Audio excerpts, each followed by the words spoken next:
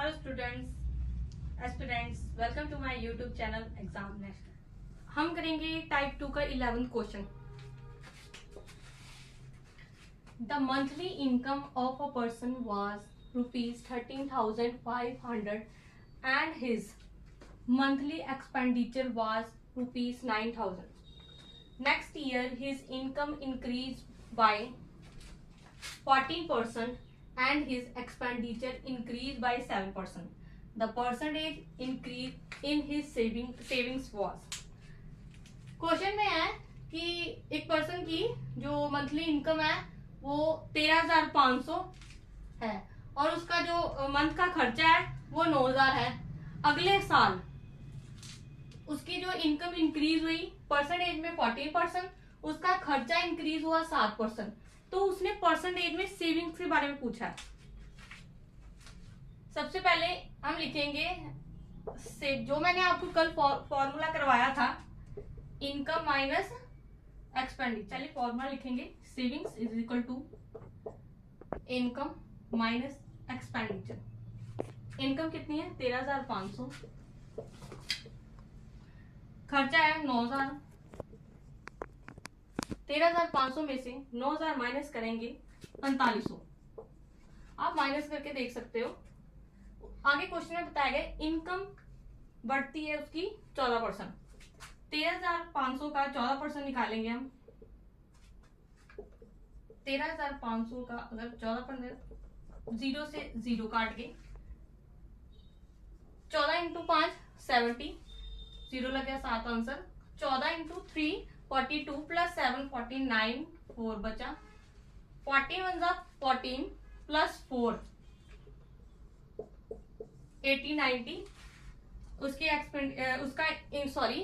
Income उसकी 1890 बढ़ गई, जो कि हम इनकम में प्लस कर देंगे। मतलब 13,500 में 1890 को प्लस कर दो।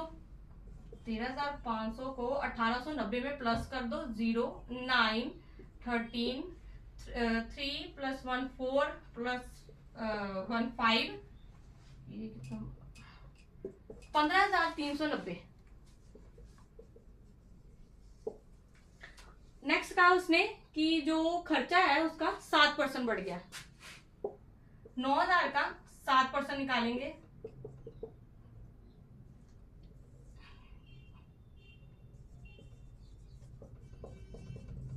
0 से 0 काट दिया।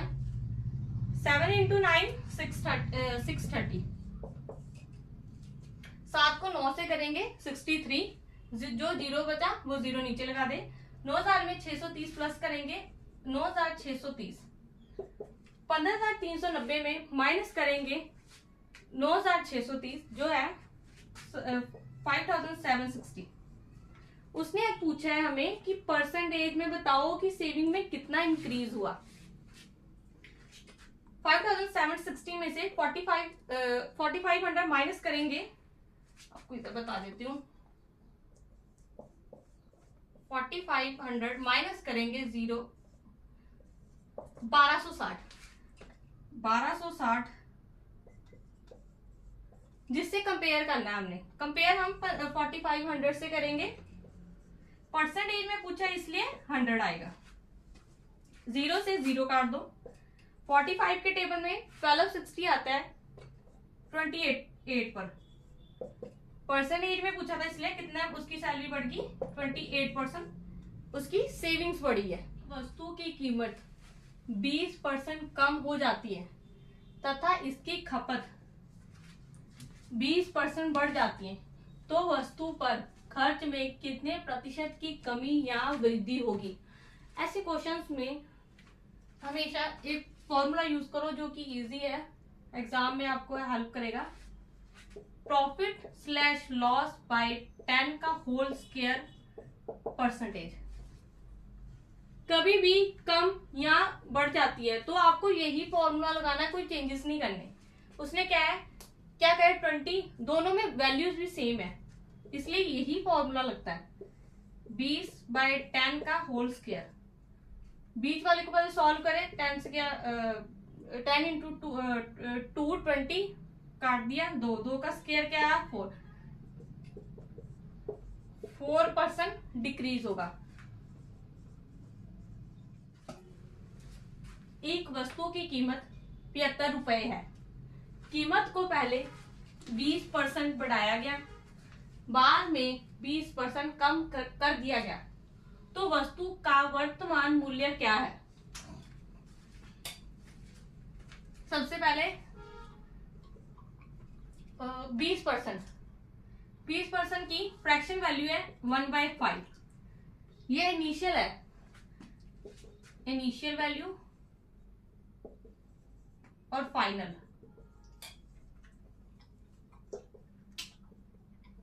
5 थी, बढ़ाया गया 6 होगी, बाद में 20% कम कर दिया गया, 5 थी 4 होगी।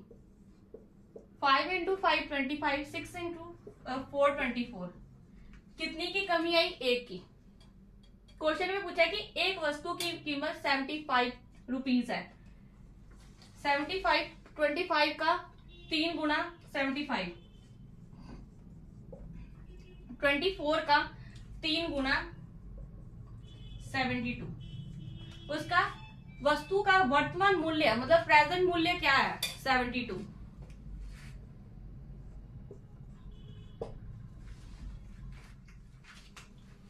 एक वस्तु का मूल्य जब 20% कम हो जाता है तो उसकी बिक्री 80% बढ़ जाती है। तो बिक्री पर क्या प्रभाव रहा? 20% मतलब 1/5। उसमें क्या, एक वस्तु का जो मूल्य है वो 20% कम हो जाता है। ये क्या है? वस्तु का प्राइस है, जो कि फ्रैक्शन में है। 5 से कितना हो गया? 4 हो गया। तो उसकी बिक्री 80% बढ़ जाती है, मतलब उसकी सेल 80% मीन्स 4/5। 5 में 4 को प्लस करेंगे, अगर 3 होगा तो 5 + 3 8, अगर 2 होगा 5 + 2 7, अगर 1 होगा 5 + 1 6 होगा। उसने कहा कि बढ़ जाती है तो प्लस करेंगे, कम होगी तो माइनस करेंगे। यहाँ पर उसने कहा कम होगी थी, इसलिए 5 में से 1 गया 4। अगर बढ़ जाती 5 में 1 प्लस करेंगे तो 6 आती। अभी उसने कहा बढ़ जाती है, 5 + 4 9, 5 × 5 25, 9 चौके × 36। कितनी बढ़ी? 11। कितनी बढ़ेगी? 11%। 11 किससे कंपेयर करेंगे? 25 से, क्योंकि 25 से बढ़ी है ना, × 100। 25 काटेंगे 100 4, 11 × 4 44%। उसकी बिक्री कितने % बढ़ गई है? 44% बढ़ गई। यदि वृत्त की त्रिज्या 5% तक बढ़ा दी जाए तो उसके क्षेत्रफल में कितनी वृद्धि होगी? पहले तो हम वृत्त बनाएंगे। उसने 5% तक कार की बढ़ा दी। ऐसे क्वेश्चंस में हम फॉर्मूला यूज करेंगे जो कि इजी है। a + b + a × b/100। 5 + 5 + 5 × 525/100। 10 + 0.25, 10 + 0.25 10.25। अगर किसी बच्चे को 10 + 0.25 नहीं भी करना तो आप ऐसे कर सकते हैं।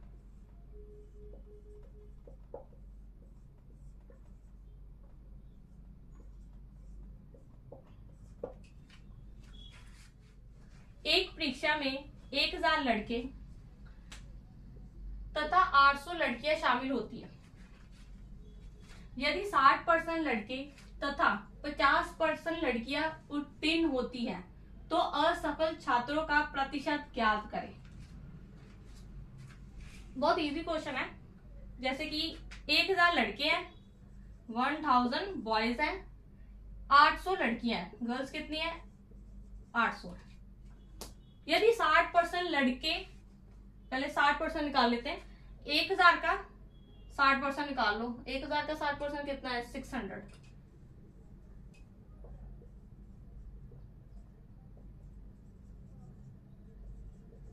बॉयज कितने हैं? 600। गर्ल्स का 50% लड़कियां उत्तीर्ण होती हैं, 50% निकालो, 800 का 50% 400, ये है पास गर्ल्स। उन्होंने असफल का पूछा है तो हम असफल निकालेंगे। तो फेल बॉयज हैं 1000 में से 600 गया 400, 800 में से 400 गया 400। गर्ल्स कितनी फेल्स हैं? 400। 400 प्लस 400 800। कंपेयर करेंगे हम, क्योंकि उन्होंने टोटल का पूछा ना, तो 1800 टोटल हमारे पास है 1800। ऑफ कोर्स परसेंटेज में पूछा तो 100 लगाएंगे, 0 से 0 काटा, 2 के टेबल में 9 पर, ये गया 400। इसको सॉल्व करेंगे 44.4 आंसर आएगा। आप सॉल्व कर सकते हो, इजी है। एक कक्षा में 60% छात्र हिंदी में सफल तथा 45% छात्र संस्कृत में सफल होते हैं।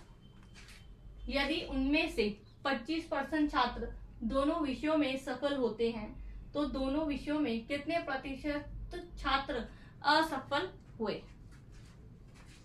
जैसे क्वेश्चन में बताया गया हम वैसे सॉल्व करते हैं, जो जो लिखा है वैसे वैसे लिख लो। एक कक्षा में 60% छात्र हिंदी में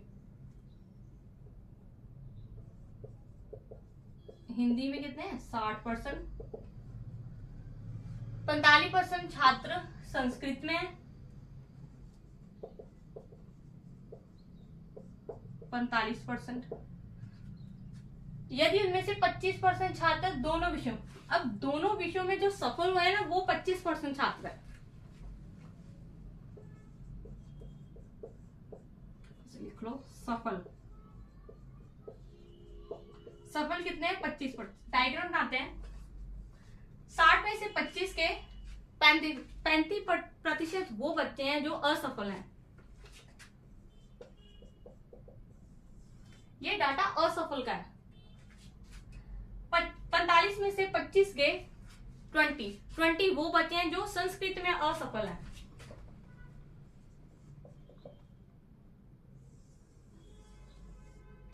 ये हिंदी का है, ये संस्कृत का है। 25% वो जो सफल बचे, कॉमन डाटा है ये वाला।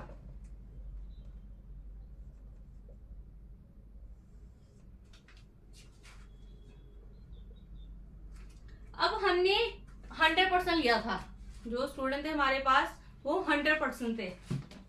बस कुछ नहीं, अब क्या करना है, 100 माइनस इस सबको प्लस कर दो। 5 + 5 10 प्लस 2 प्लस 2 4 4 + 3 7 7 + 1 8 80%। कितना बचा? 20%। 20% वो बचे हैं जो असफल हैं दोनों विषयों में। एक परीक्षा में 70% प्रतियोगी अंग्रेजी में, 80% प्रतियोगी गणित में सफल होते हैं। 10% प्रतियोगी दोनों विषयों में असफल होते हैं। यदि 144 प्रतियोगी दोनों विषयों में असफल होते हैं तो प्रतियोगियों की कुल संख्या क्या थी? 70% कौन से हैं? इंग्लिश वाले। 100, क्योंकि मैंने पहले कहा कि हर एक चीज 100% होती है, माइनस 70%। 30% वो है जो फेल हो गए।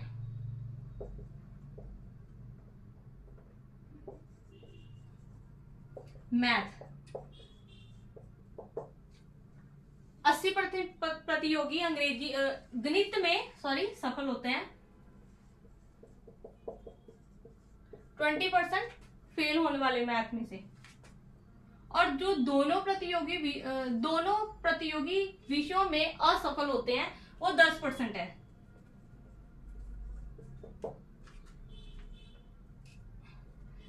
कॉमन डाटा क्या है हमारा? 10%। 30 में से 10 के 20% बच्चे हैं जो फेल हुए हैं इंग्लिश में। ये कौन से हैं? इंग्लिश वाले बच्चे हैं। 10% बच्चे जो फेल हुए हैं, ये कॉमन डाटा है। मैथ्स में 20% बच्चे जो फेल हुए हैं, मतलब कॉमन डाटा में से 20 में से 10 के 10%। 100% -20 + 10 30, 30 + 10 40। ये हमारे पास कौन सा डाटा आया? 60% वो बच्चे हैं जो पास हुए हैं। 60% की वैल्यू दी है हमें 144। मैं यहां लिख देती हूँ नीचे 144। परसेंटेज को हटाया तो 100 आएगा, इधर किया मल्टीप्लाई बाय 60। इसको अब सॉल्व कर लो आप। 0 से 0 गया 6 के टेबल में, 6 2 12 बाय 2, 24 क्या 4 पर कितनी वैल्यू आई? 240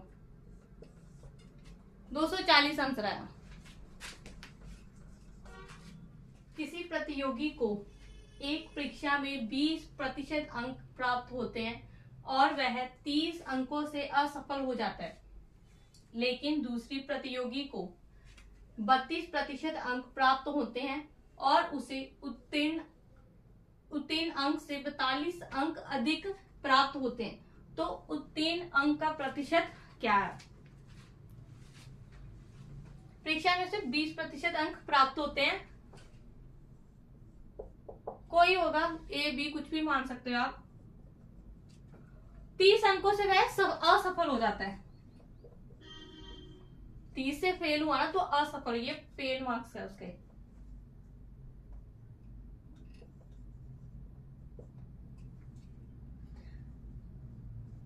लेकिन दूसरी प्रतियोगी को 32% अंक प्राप्त है। कोई दूसरा बंदा होगा उसको 32% अंक प्राप्त हुए हैं और वह उत्तीर्ण अंक से जितने मतलब चाहिए वो 42 अंक अधिक ले आता है।